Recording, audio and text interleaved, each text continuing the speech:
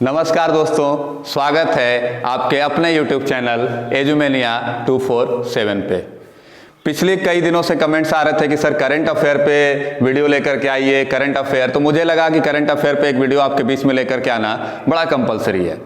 Current affair most important topic के तौर पर निकल करके आया पिछले 2-3 सालों में कि कोई भी एग्जामिनेशन, चाहे वो बैंक का हो, चाहे वो एसएससी का हो, चाहे वो रेलवे का हो, हर एग्जामिनेशन में करंट अफेयर एक इंपॉर्टेंट टॉपिक बन करके आ गया है कि बिना करंट अफेयर के नैया पार नहीं होने वाली है। अब हम लोग करंट अफेयर के बारे में डिस्कशन करेंगे कि करंट अफेयर को रटना नहीं है। करंट अफेयर कोई रटने वाली चीज नहीं, कुछ डेटा है जिनको आपको मेमोराइज करना पड़ेगा टाइम टू टाइम। लेकिन सारे के सारे करंट अफेयर को रटा जाए तो रटने की आवश्यकता इसलिए होती है क्योंकि आपको बेसिक क्लियर नहीं है। जो भी न्यूज आती है उसके पोस्टमार्टम करिए, उसके पीछे आप जाइए, उसके पीछे की कहानी पढ़ने की कोशिश करिए, तब जाकर के करंट अफेयर आपको रटना नहीं पड़ेगा। तो एक नए कॉन्सेप्ट के साथ करंट अफेयर कैसे पढ़ा जाए, आइए हम लोग उस पर डिस्कशन करते हैं। सबसे पहली न्यूज, जो पहली न्यूज बड़ी न्यूज निकल करके आ रही है, तो एक ऑर्गेनाइजेशन का नाम मैं लिख रहा हूं SIPRI यानी सिप्री। है क्या? तो सिप्री एक ऑर्गेनाइजेशन है। अब हमने कहा कि ये चर्चा में क्यों है, सिप्री चर्चा में क्यों है? तो सिप्री जो है एक ऑर्गेनाइजेशन है जिसका फुल फॉर्म है Stockholm International Peace Research Institute. फिर से बोल रहा हूं, Stockholm International Peace Research Institute. यह है क्या? तो अब इससे भी क्वेश्चन बन सकते हैं कि सिप्री है क्या। तो ये दिमाग में रखिएगा कि SIPRI Stockholm International Peace Research Institute है, और पता चल जा रहा होगा कि इसका हेडक्वार्टर कहां है, क्योंकि उसके नाम में स्टॉकहोम लगा हुआ है। तो सीधे हम लिख दें कि where is the headquarter of SIPRI. तो हेडक्वार्टर है इसका स्टॉकहोम, यानी आप कह सकते हो स्वीडन में। ऑर्गेनाइजेशन का फाउंडेशन कब हुआ था, या फाउंडेशन ईयर की अगर बात किया जाए तो फाउंड अप हुआ है ये 6 मई 1966 यानी 6 मई 1966। काम क्या है इसका? तो आप देख रहे होगे कि नाम से आपको अंदाजा लग रहा होगा कि इसका काम क्या है। तो काम है इसका पीस रिसर्च इंस्टीट्यूट है, यानी दुनिया में कितनी शांति है या कौन सा देश हथियारों पे कितना ज्यादा वर्कआउट कर रहा है, इन चीजों के बारे में रिसर्च एंड एनालिसिस करने का काम होता है किसका? सिप्री का। फिर से याद दिला रहा हूं, वेयर इज हेडक्वार्टर? तो स्टॉकहोम। और कब ये बनी है? तो 6 मई 1966 को। तो ये एक आपका रिपोर्ट लेकर के आती है, जिसको हम लोग रिपोर्ट को नाम देते हैं trade in world military expenditure, यानी रिपोर्ट का नाम है trade in world military expenditure. ये रिपोर्ट है। अगर आपसे पूछ लिया जाए किसी एग्जामिनेशन में कि ये रिपोर्ट किसके द्वारा लाई जाती है, तो सिप्री के थ्रू लाई जाती है। Where is the headquarter of SIPRI? तो स्टॉकहोम। एंड कब फाउंडेड हुआ है? तो 6 मई 1966। अब एक रिसर्च निकल करके आई, उस रिसर्च में इसने एक रिपोर्ट अपनी प्रस्तुत की जो हर साल लेकर के आती है, यानी आप कह सकते हो कि ये एक वार्षिक रिपोर्ट है, यानी ये एक एनुअल रिपोर्ट है। और ये एनुअल रिपोर्ट किस साल की आई है? तो इस बार आई है 2019। इस रिपोर्ट में रिप्रेजेंट क्या किया गया? तो इस रिपोर्ट में रिप्रेजेंट किया गया कि कौन सा देश अपने यहां पर हथियारों के ऊपर कितना ज्यादा खर्चा करता है, और उसकी एक लिस्ट जारी की जाती है। और उस लिस्ट में फर्स्ट रैंकिंग, यानी हम यहां पे रैंकिंग की बात कर रहे हैं, 5 रैंकिंग की चर्चा होगी यहां पे। सबसे ऊपर अगर बात किया जाए तो नाम आएगा अमेरिका का। दूसरे नंबर पर नाम आएगा चाइना का। तीसरे नंबर पर अपना देश है भारत, और चौथे देश पर नाम आएगा रशिया का, और 5वें नंबर पर सऊदी अरब का। सबसे पहले इस रैंकिंग को आप नोट डाउन कर लीजिए। पहले नंबर पे अमेरिका, दूसरे नंबर पर चाइना, तीसरे नंबर पर भारत, चौथे नंबर पे रशिया, और 5वें नंबर पे सऊदी अरब। और ये सारे देश जो हैं वो मिलकर के इतना ज्यादा खर्चा कर रहे हैं कि वो पूरे विश्व का 62% यानी 62% expenditure of whole world represented by या एक्सपेंडेड बाई दैट कंट्रीज, यानी ये कंट्रीज जो हैं अमेरिका, चाइना, भारत, रशिया और सऊदी अरबिया, ये पांचों देश मिलकर के पूरे विश्व का 62% खर्च करते हैं किस पर? तो हथियारों की खरीद पर, या जिसको आप नाम दे सकते हो डिफेंस एक्सपेंडिचर पर, यानी रक्षा के ऊपर खर्च करने वाले देशों के लिस्ट में सबसे ऊपर कौन सा देश है? तो आप सीधे आंसर करोगे कौन सा? तो यूएसए यानी America, United states of America. और अगर पूछ लिया जाए कि भारत रक्षा के क्षेत्र में खर्च करने वाले देशों की लिस्ट में चौथे नंबर पर है, तो आप सीधे कह सकते हो कि भारत जो है वो आपका तीसरे नंबर पर है, क्योंकि भारत ने खर्च किया है 71.1 billion American dollar, 71.1 billion American dollar. और अमेरिका जो है वो शीर्ष पर है 732 बिलियन अमेरिकी डॉलर के साथ। फिर से ध्यान दीजिएगा कि सबसे ज्यादा खर्च किसने किया? तो अमेरिका ने किया 732 बिलियन अमेरिकन डॉलर, और तीसरे नंबर पर अपना देश है भारत 71.1 बिलियन अमेरिकी डॉलर। और अगर देखा जाए तो 2018 के मुकाबले 2019 यानी कि 18 से 19 के बीच में उसने खर्च किया है कितना? तो 6.8 बिलियन 6.8% का ग्रोथ उसने किया है। तो ये पहली न्यूज है। बात कर लेते हैं थोड़ी देर के लिए आपके सबसे करीबी मित्र यानी पाकिस्तान की भी, कि पाकिस्तान इस रैंकिंग में चौथे नंबर पर है। तो पाकिस्तान इस रैंकिंग में है 24th पोजीशन पे, 24वीं पोजीशन, यानी अगर आपसे पूछा जाए कि पाकिस्तान की रैंकिंग कितनी है तो 24वीं रैंकिंग पाकिस्तान की है, और 24वीं रैंकिंग पाकिस्तान की है। पिछले साल पाकिस्तान था 19वीं रैंकिंग पे। अब क्वेश्चन ये निकल करके आ रहा है कि इतनी ज्यादा खर्च करने का रीजन क्या है? तो खर्च करने का रीजन हमारे सामने केवल दो ही देश हैं, एक चाइना और दूसरा पाकिस्तान, जिनकी वजह से हमारी मजबूरी है कि रक्षा क्षेत्र में की जाने वाली धनराशि को, खर्च की जाने वाली धनराशि को बढ़ाना पड़ रहा है। ये हमारी जिम्मेदारी है और साथ साथ हमारी मजबूरी भी है। इसलिए भारत जो है वो कितना खर्च कर रहा है? तो 71.1 बिलियन डॉलर।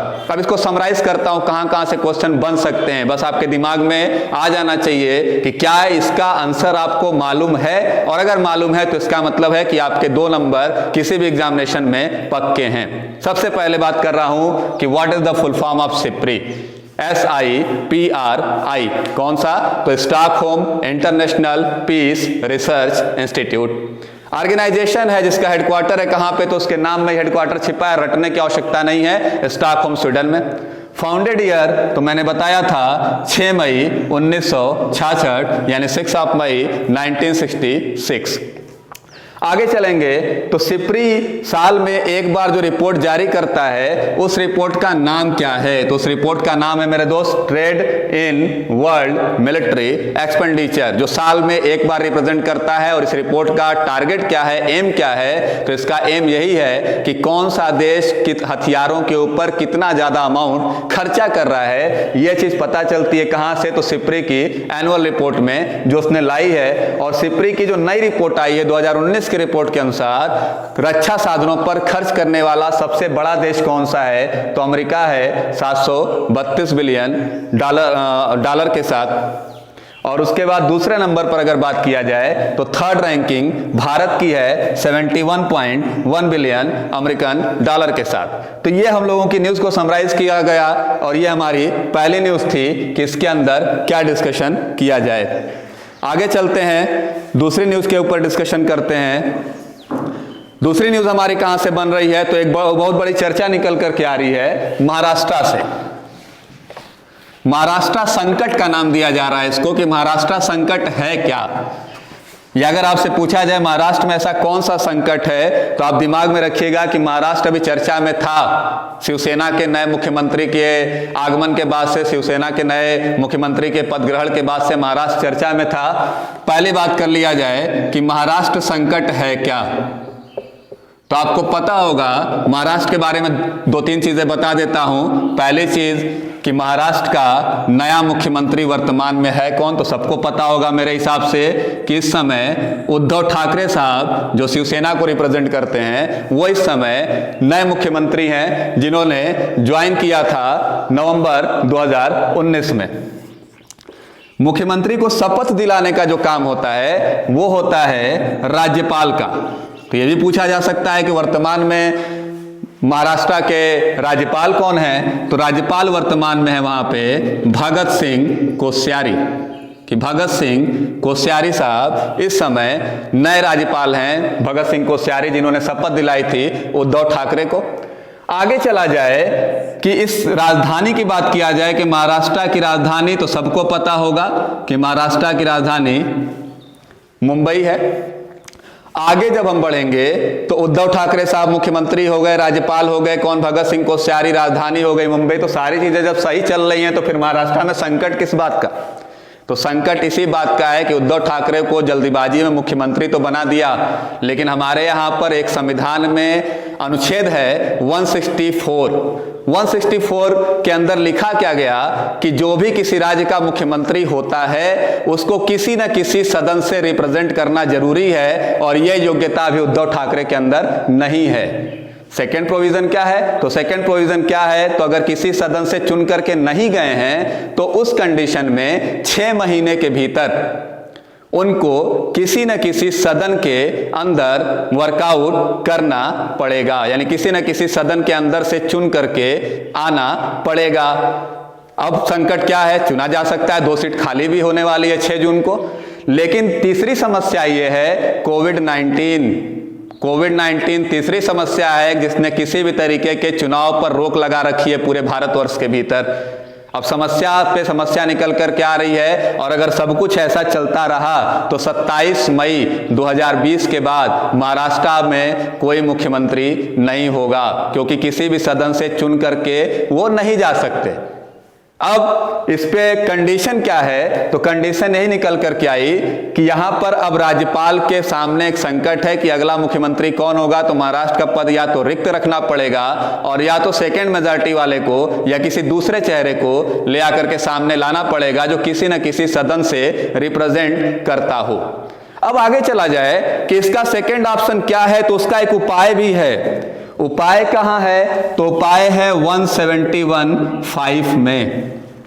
175 में कहा क्या गया कि किसी भी राज्यपाल को एक विशेषाधिकार होगा, एक स्पेशल राइट होगा, और स्पेशल राइट्स में वो कुछ लोगों को चुन करके किसी भी सदन में भेज सकता है। लेकिन उसमें कौन कौन से लोग होने चाहिए, तो उसमें कला के क्षेत्र के लोग होने चाहिए, सामाजिक क्षेत्र के होने चाहिए, खेल से होने चाहिए, संगीत से होने चाहिए। और आपको याद दिला दूं कि उद्धव ठाकरे उनमें से किसी में नहीं आते।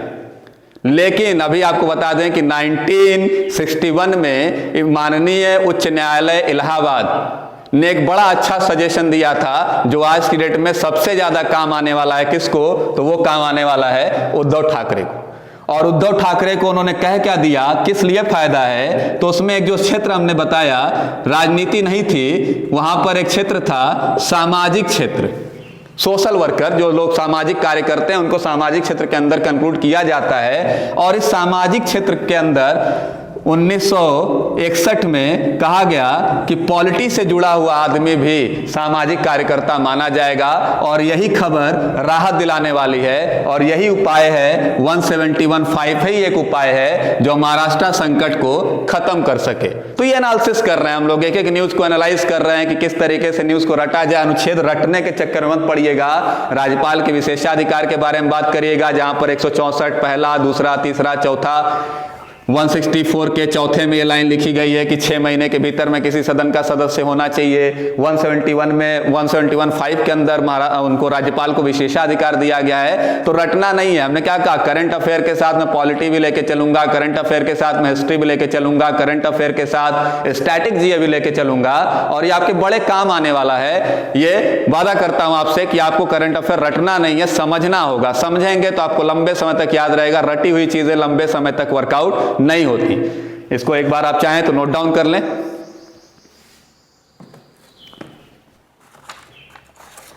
इसको एक बार नोट डाउन कर लीजिए। तीसरी न्यूज आते हैं आगे, नोट हो गया होगा ये सारी स्टैटिक चीजें, ये चीजें।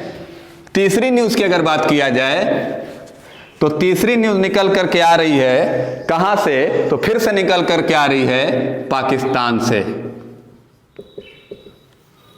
पाकिस्तान के बारे में सारे लोग जानते होंगे, मैं हर बार क्लास में पूछता हूं कि who is the president of Pakistan, तो सारे बच्चों का एक ही जवाब होता है इमरान खान।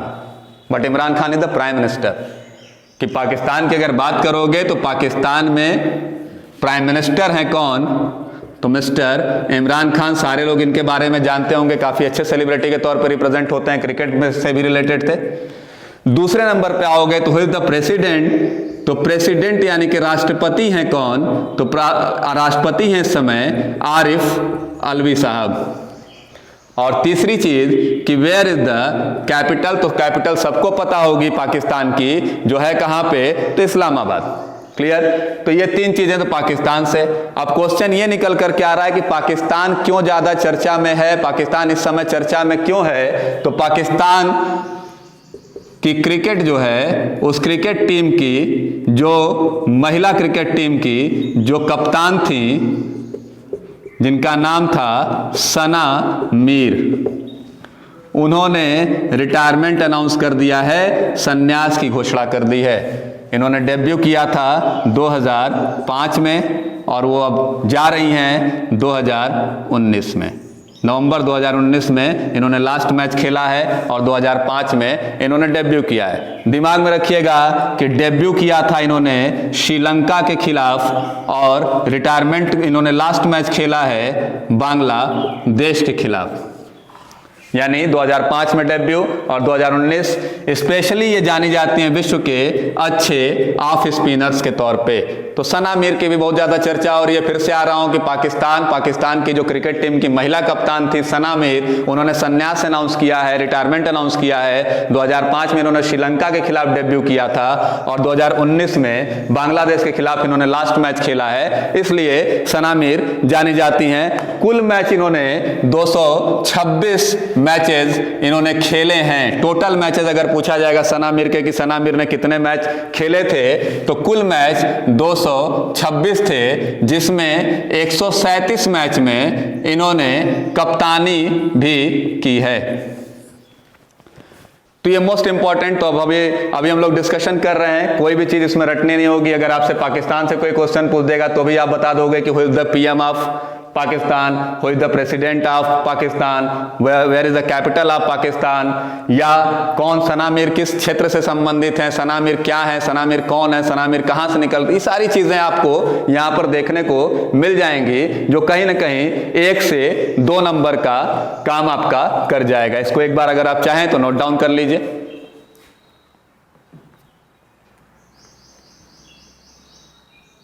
चलें आगे। अब देखते हैं एक और न्यूज निकल करके आ रही है कि अभी हाल ही में आपने सुना होगा पंचायती राज दिवस। न्यूज़पेपर में आप लोगों ने पढ़ा होगा कि पंचायती राज दिवस जो इस बार मनाया गया 24 अप्रैल को, हमारे प्रधानमंत्री साहब ने सारे ग्राम पंचायतों के प्रतिनिधियों से बातचीत की थी। उस दिन एक बहुत बड़ी योजना भी निकल करके आई है और उस योजना का नाम क्या है, स्वामित्व योजना। कब लॉन्च हुई है, तो फिर से याद दिला रहा हूं, 24 अप्रैल को लॉन्च हुई है। और कौन सा दिवस था, तो वो था आपका पंचायती राज दिवस। और अगर आपसे पूछ लिया जाएगा कि पंचायती राज मंत्री कौन है, तो पंचायती राज मंत्री इस समय नरेंद्र सिंह तोमर हैं। दिमाग में रखिएगा कि यह स्वामित्व योजना है क्या। फिर से बता रहा हूं, 24 अप्रैल को लॉन्च हुई है, पंचायती राज दिवस के दिन लॉन्च हुई है। और पंचायती राज मंत्री कौन है, तो मिस्टर नरेंद्र सिंह तोमर। किस लिए ये स्कीम आई है, तो आपने देखा होगा कि गांव में अक्सर संपत्ति विवाद को लेकर के बड़ी बड़ी घटनाएं न्यूज़पेपर्स में सुनने को मिलती हैं। रीजन उसके पीछे एक हिडन रीजन क्या था, तो हिडन रीजन यही था कि किसी के पास ऑथेंटिक पेपर्स अवेलेबल नहीं है, जो ज्यादा मजबूत है वही वहां पर दावेदारी कर रहा है। इस चीज को खत्म कैसे किया जाए, तो खत्म कराने के जब प्रयास किया गया तो उस प्रयास में था क्या कि जितने भी आपके पुराने पेपर्स थे वो अंग्रेजों के जमाने से थे, इसलिए उनका कोई वास्तविक निपटारा कर पाना संभव नहीं था। तो इसके लिए स्वामित्व योजना लाई गई। इसमें किया क्या जाएगा, तो सबसे पहला काम क्या किया कि जितने भी गांव हैं, प्रधानमंत्री ने अपने भाषण में एक बात बोली कि हमारी 60% जो आबादी है, ये 60% आबादी हमारी ग्रामीण है। ये प्रधानमंत्री के भाषण में उनका सबसे मेन पॉइंट था कि 60% population belongs to rural areas.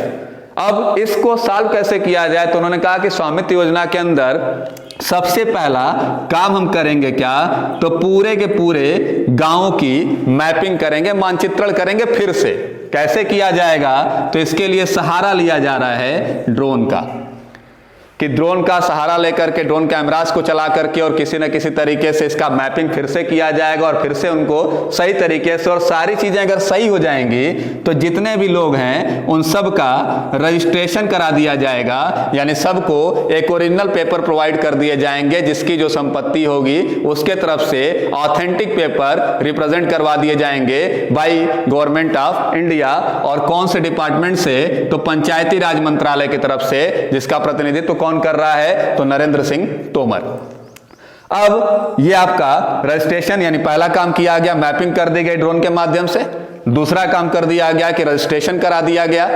तीसरा काम क्या किया जाएगा कि उसी के हिसाब से उनको सारी सुविधाएं भी प्रदान की जाएंगी। जैसे अब इसमें क्वेश्चन ये पूछ सकता है कि स्वामित्व योजना का ग्रामीण क्षेत्र के लोगों को क्या फायदा है, तो पहला फायदा तो आपको बता दिया कि संपत्ति का जितना विवाद था लोकल स्तर पे, वो सारा खत्म हो गया। दूसरे नंबर पे अगर आप आओगे तो बैंक की जो लोनिंग मिलेगी अब पुराने कागज पे नहीं मिलेगी। जितने भी बैंक, जितने भी रूरल एरियाज के बैंक हैं जो लोन प्रोवाइड कराएंगे, वो सारे लोन प्रोवाइड कराएंगे किस पे, तो यही कागज जो ड्रोन के मैपिंग के बाद, रजिस्टर्ड कराने के बाद सेंट्रल गवर्नमेंट के थ्रू इशू किया जाएगा, उसी पेपर पर सारे के सारे बैंक लोनिंग करेंगे। तो ये छोटी छोटी न्यूज हैं। ऐसी और न्यूज भी आपके बीच में लेकर के जल्द ही आऊंगा। कैसा लग रहा है आपको हमारा चैनल, और साथ बनाए हुए हैं आप हमारे, तो इसलिए इस तरीके की न्यूज अगर आपको और लेनी है, इस तरीके के करंट अफेयर्स पे और ज्यादा डिस्कशन करना है, तो हमारे चैनल को लाइक, सब्सक्राइब और शेयर करना मत भूलिए, और साथ साथ बेल आइकन भी जरूर दबाइएगा, जिससे इस तरीके की कोई भी इंपॉर्टेंट चीज मैं अगर आपके बीच में लेकर के आऊंगा तो सबसे पहले आपको पता चलेगा। हमारे साथ बने रहने के लिए बहुत बहुत धन्यवाद।